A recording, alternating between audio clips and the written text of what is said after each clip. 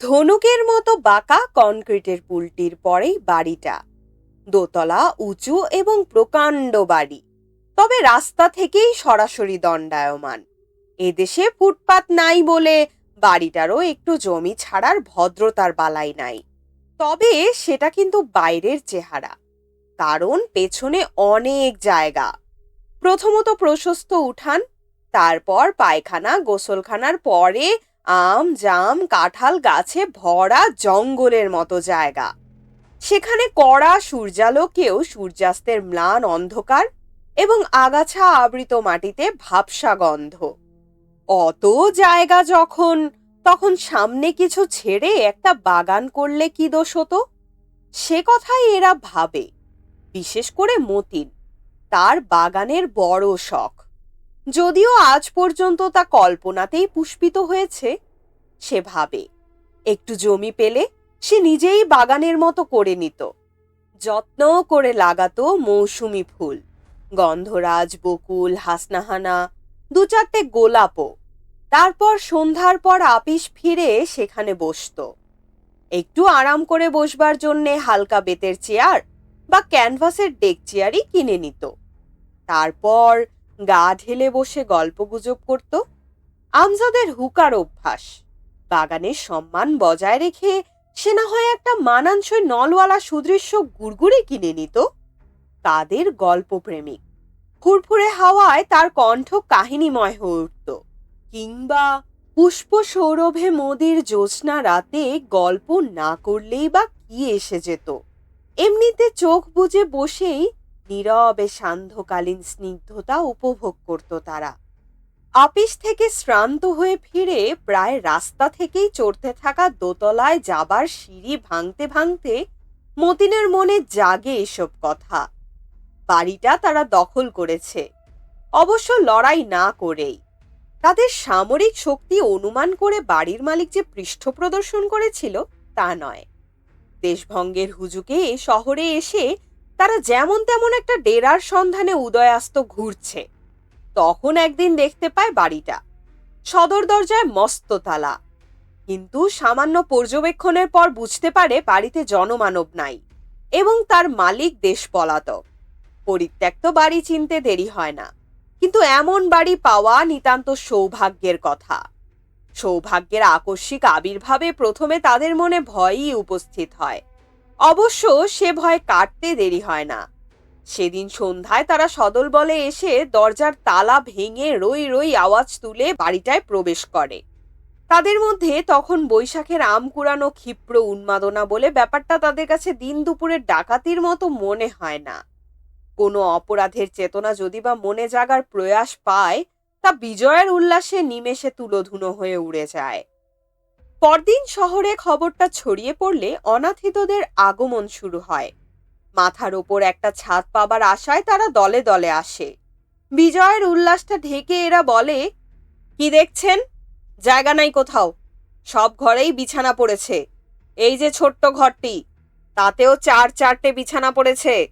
এখন তো শুধু বিছানা মাত্র, পরে 6 ফুট বাই 2.5 ফুটের 4টি চৌকি এবং 2-1টা চেয়ার টেবিল এলে পা ফেলার জায়গা থাকবে না।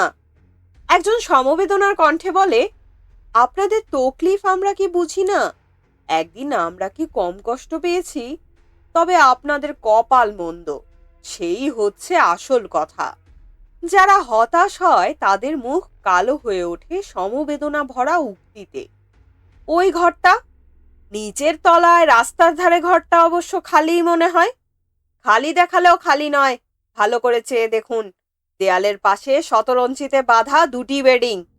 শেষ জায়গাটাও 2 ঘন্টা হলো অ্যাকাউন্টসের মোটা বদরুদ্দিন নিয়ে নিয়েছে। শালার কাছ থেকে বিছানাপত্তর আনতে গেছে। শালাও আবার তার এক দোস্তের বাড়ির বারান্দায় আস্তানা গেড়েছে। পরিবার না থাকলে শালাটিও এসে হাজির হতো। নেহাত কপালের কথা। আবার একজনের কণ্ঠ সমবেদনায় খলখল করে ওঠে, যদি 2 ঘন্টা আগে আসতেন তবে বদরুদ্দিনকে কলা দেখাতে পারতেন।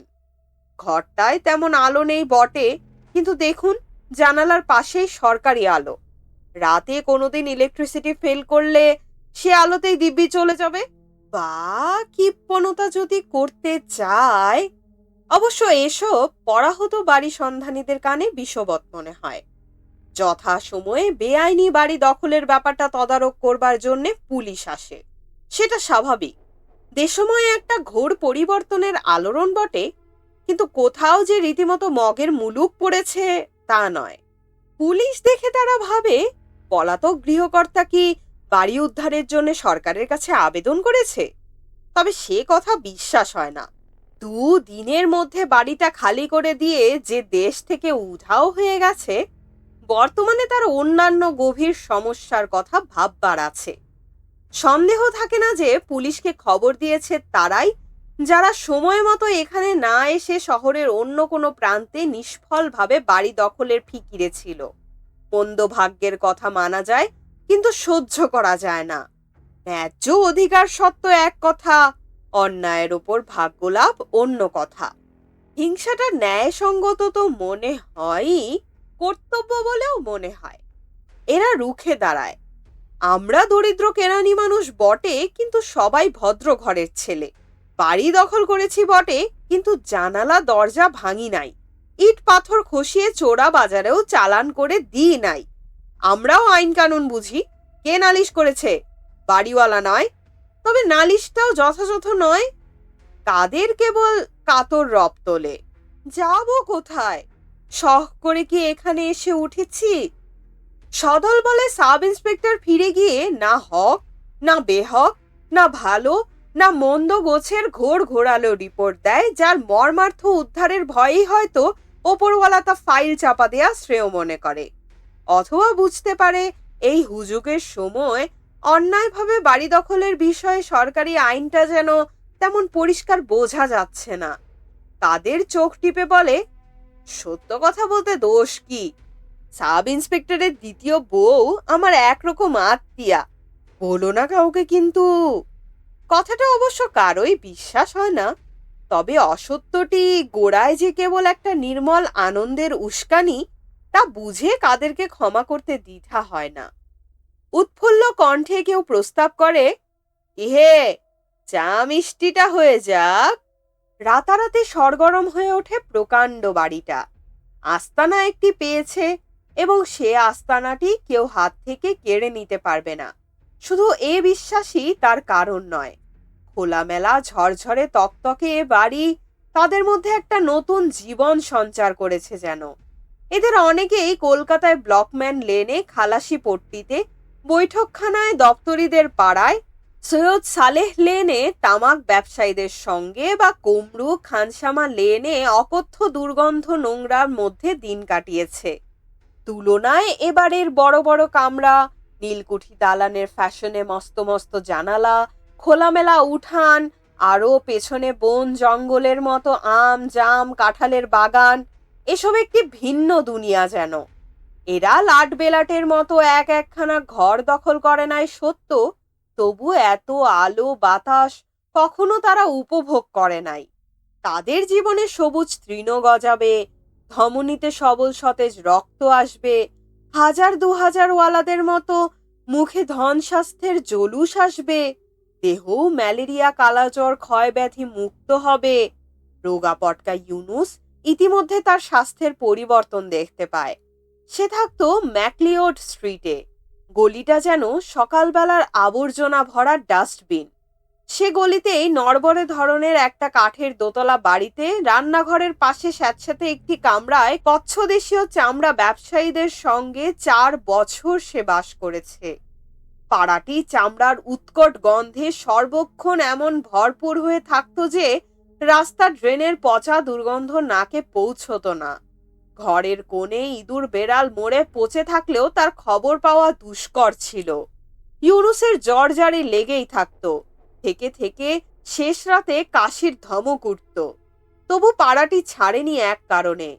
কে তাকে বলেছিল চামড়ার গন্ধ নাকি যক্ষার জীবাণু ধ্বংস করে।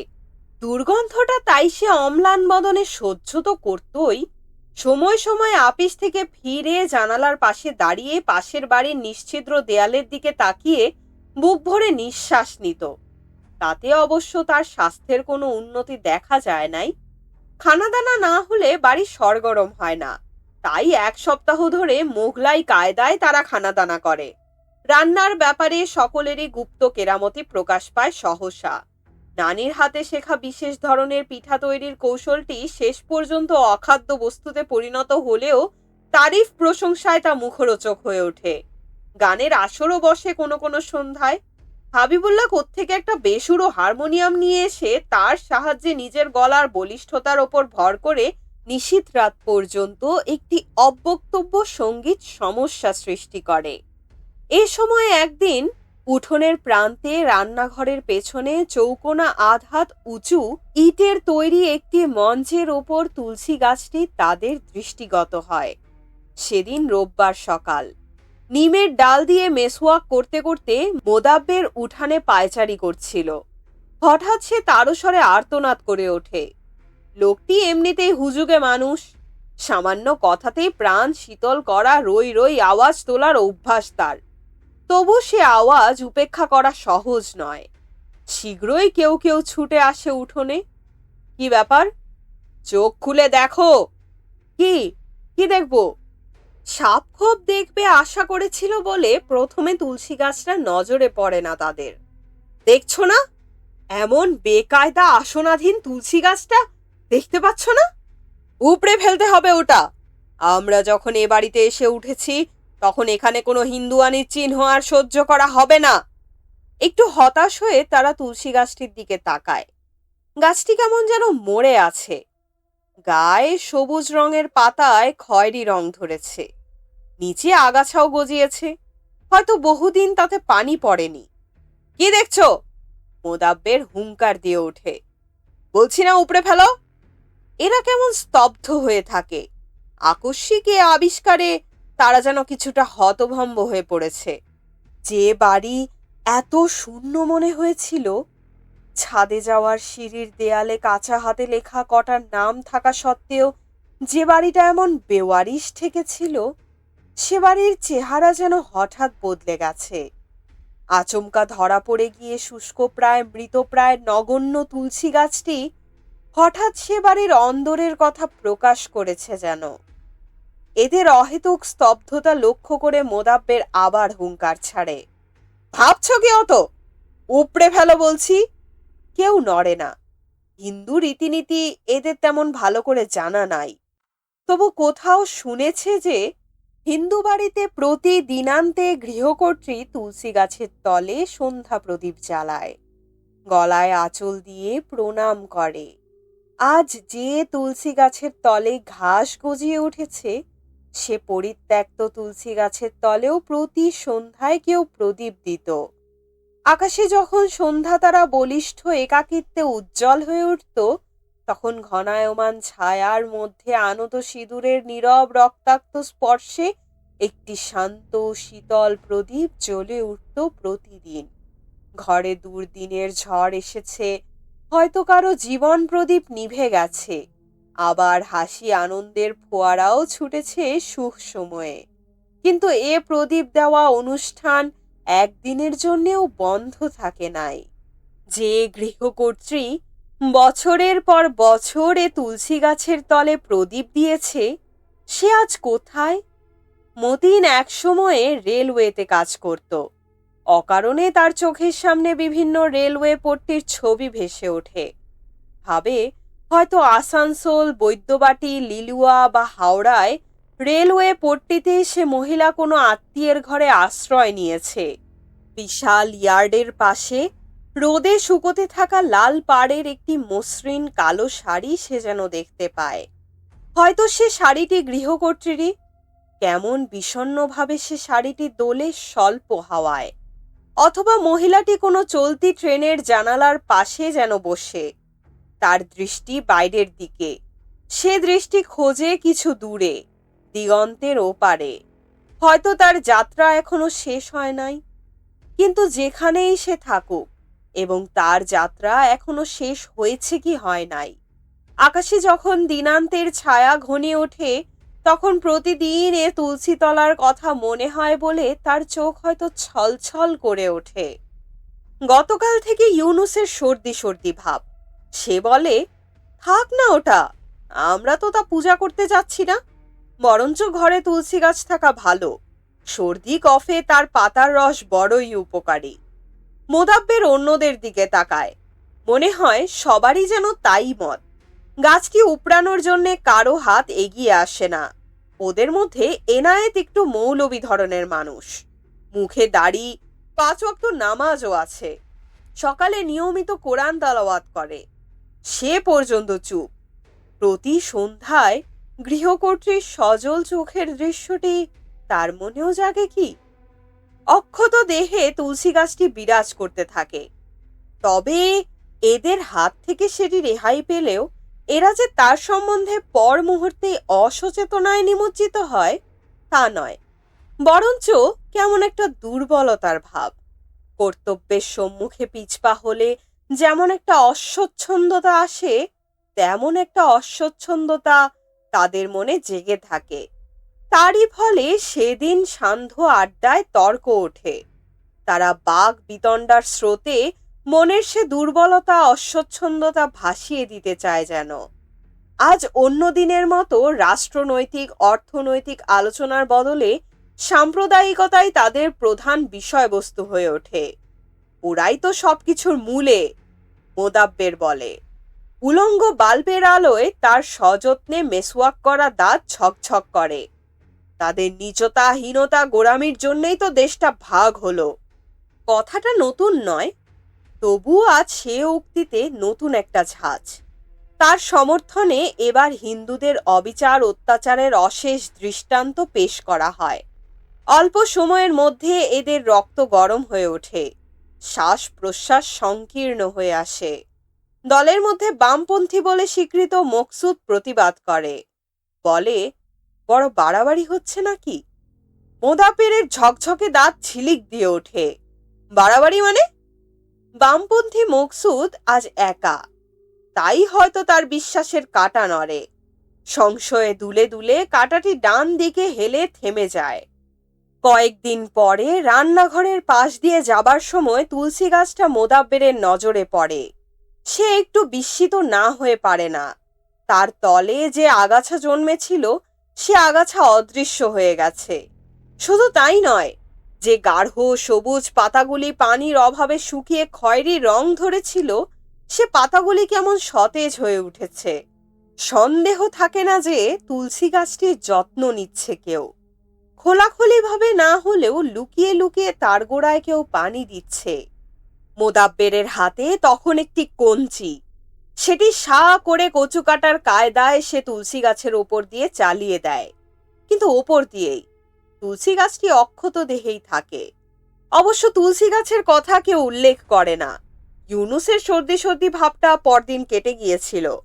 তুলসী পাতার রসের প্রয়োজন হয় নাই তার। তারা ভেবেছিল ম্যাকলিওর স্ট্রিট, খানসামা লেন, ব্লকম্যানের জীবন সত্যিই পেছনে ফেলে এসে প্রচুর আলো হাওয়ার মধ্যে নতুন জীবন শুরু করেছে। কিন্তু তাদের ভুলটা ভাঙতে দেরি হয় না। তবে শুধু ততখানি দেরি হয় যতখানি দরকার সে বিশ্বাস দৃঢ় পরিণত হবার জন্যে। ফলে আচম্বিত আঘাতটা প্রথমে নিদারুণই মনে হয়। সেদিন তারা অফিস থেকে সরাসরি বাড়ি ফিরে সকলের পরিকল্পনা মোতাবেক খিচুড়ি রান্নার আয়োজন শুরু করেছে। এমন সময় বাইরের সিঁড়িতে ভারী জুতার মচমচ আওয়াজ শোনা যায়। বাইরে একবার উকি দিয়ে মোদাব্বের ক্ষিপ্র পদে ভেতরে আসে। পুলিশ এসেছে আবার, সে ফিসফিস করে বলে। পুলিশ? আবার কেন পুলিশ? ইউনুস ভাবে হয়তো রাস্তা থেকে ছ্যাচড়া চোর পালিয়ে এসে বাড়িতে ঢুকেছে এবং তারই সন্ধানে পুলিশের আগমন হয়েছে। কথাটা মনে হতেই নিজের কাছেই তা খরগোশের গল্পের মতো ঠেকে। শিকারীর সামনে আর পালাবার পথ না পেয়ে হঠাৎ চোখ বুজে বসে পড়ে খরগোশ ভাবে কেউ তাকে আর দেখতে পাচ্ছে না। আসলে তারাই কি চোর নয়? সব জেনেও তারাই কি সত্য কথাটা স্বীকার না করে এ বাড়িতে একটি অবিশ্বাস্য মনোরম জীবন সৃষ্টি করেছে নিজেদের জন্যে? পুলিশ দলের নেতা সাবেকি আমলের মানুষ। হ্যাট বগলে চেপে তখন সে দাগ পড়া কপাল থেকে ঘাম মুছছে। কেমন একটা নিরীহ ভাব। তার পশ্চাতে বন্দুকধারী কনস্টেবল দুটিকেও মস্ত গোঁফ থাকা সত্ত্বেও নিরীহ মনে হয়। তাদের দৃষ্টি ওপরের দিকে। তারা যেন কড়ি কাঠ কোণে। ওপরের ঝিলিমিলির খোপে একজোড়া কবুতর বাসা বেঁধেছে। হয়তো সে কবুতর দুটিকেই দেখেছে। হাতে বন্দুক থাকলে নিরীহ মানুষেরও দৃষ্টি পড়ে পশু পক্ষীর দিকে। সবিনয়ে মতিন প্রশ্ন করে, কাকে দরকার? আপনাদের সবাইকে। পুলিশদের নেতা একটু ক্ষণক্ষণে গলায় ঝট করে উত্তর দেয়, আপনারা বেআইনিভাবে এ বাড়িটা কবজা করেছেন। কথাটা না মেনে উপায় নাই। ওরা প্রতিবাদ না করে সরল চোখে সামান্য কৌতূহল জাগিয়ে পুলিশদের নেতার দিকে চেয়ে থাকে। 24 ঘন্টার মধ্যে বাড়ি ছাড়তে হবে, সরকারের হুকুম। এরা নীরবে মুখ চাওয়াচাওয়ি করে। অবশেষে মোদাব্বের গলা সাফ করে প্রশ্ন করে, কেন, বাড়িওয়ালা নালিশ করেছে নাকি? অ্যাকাউন্টস অফিসের মোটা বদরুদ্দিন গলা বাড়িয়ে কনস্টেবল দুটির পেছনে একবার তাকিয়ে দেখে বাড়িওয়ালার সন্ধানে। সেখানে কেউ নেই, তবে রাস্তায় কিছু লোক জড়ো হয়েছে। অন্যের অপমান দেখার নেশা বড় নেশা। কোথায় বাড়িওয়ালা? না হেসে গলায় হাসি তোলে পুলিশ দলের নেতা। এদের একজনও হেসে ওঠে, একটা আশার সঞ্চার হয় যেন। তবে গভর্নমেন্ট বাড়িটা রিকুইজিশন করেছে, এবার আর হাসি জাগে না। বস্তুত অনেকক্ষণ যেন কারো মুখে কোনো কথা সরে না। তারপর মকসুদ গলা বাড়ায়, আমরা কি গভর্নমেন্টের লোক নই? এবার কনস্টেবল দুটির দৃষ্টিও কবুতর কড়িকাঠ ছেড়ে মকসুদের প্রতি নিক্ষিপ্ত হয়। তাদের দৃষ্টিতে সামান্য বিস্ময়ের ভাব। মানুষের নির্বুদ্ধিতায় এখনো তারা চমকিত হয়। তারপর প্রকাণ্ড সে বাড়িতে অপর্যাপ্ত আলো বাতাস থাকলেও একটা গভীর ছায়া নেবে আসে। প্রথমে অবশ্য তাদের মাথায় খুন চড়ে, নানা রকম বিদ্রোহী ঘোষণা শোনা যায়। তারা যাবে না কোথাও, ঘরের খুঁটি ধরে পড়ে থাকবে, যাবে তো লাশ হয়ে যাবে। তবে মাথা শীতল হতে দেরি হয় না, তখন গভীর ছায়া নেবে আসে সর্বত্র। কোথায় যাবে তারা? পরদিন মোদাব্বের যখন এসে বলে তাদের মেয়াদ 24 ঘন্টা থেকে 7 দিন হয়েছে, তখন তারা একটা গভীর স্বস্তির নিঃশ্বাস ছাড়লেও সে ঘন ছায়াটা নিবিড় হয়েই থাকে। এবার মোদাব্বের পুলিশ সাব ইন্সপেক্টরের দ্বিতীয় স্ত্রীর সঙ্গে তার আত্মীয়তার কথা বলে না। তবু না বলা কথাটা সবাই মেনে নেয়। তারপর 10ম দিনে তারা সদল বলে বাড়ি ত্যাগ করে চলে যায়। যেমনি ঝড়ের মতো এসেছিল, তেমনি ঝড়ের মতোই উধাও হয়ে যায়। শূন্য বাড়িতে তাদের সাময়িক বসবাসের চিহ্নস্বরূপ এখানে সেখানে ছিটিয়ে ছড়িয়ে থাকে খবরের কাগজের ছেঁড়া পাতা, কাপড় ঝোলাবার একটা পুরনো দড়ি, বিড়ি সিগারেটের টুকরো, একটা ছেঁড়া জুতোর গোড়ালি। উঠানের শেষে তুলসী গাছটা আবার শুকিয়ে উঠেছে, তার পাতায় খয়েরি রং। সেদিন পুলিশ আসার পর থেকে কেউ তার গোড়ায় পানি দেয়নি। সেদিন থেকে গৃহকর্ত্রীর ছলছল চোখের কথাও আর কারো মনে পড়েনি। কেন পড়েনি সে কথা তুলসী গাছের জানবার কথা নয়, মানুষেরই জানবার কথা। শুনছিলেন অমর কথা সাহিত্যিক সৈয়দ ওয়ালিউল্লাহ রচিত একটি গল্প, একটি তুলসী গাছের কাহিনী। পাঠে ছিলাম আমি তাফান্নুম তানজিম শিফা। গল্প ও গল্প পাঠ সম্পর্কিত যে কোনো মতামত এবং পছন্দের কোনো গল্প, কবিতা, উপন্যাস, নাটক আমার কণ্ঠে শুনতে আগ্রহী হলে কমেন্ট করে জানান। গল্পটি ভালো লাগলে অবশ্যই বন্ধুদের সাথে শেয়ার করবেন, কারণ ভিউ, লাইক, সাবস্ক্রাইব আমাদের প্রতিনিয়ত কন্টেন্ট তৈরিতে অনুপ্রেরণা জুগিয়ে চলে। আমাদের আজকের আয়োজন এখানেই শেষ।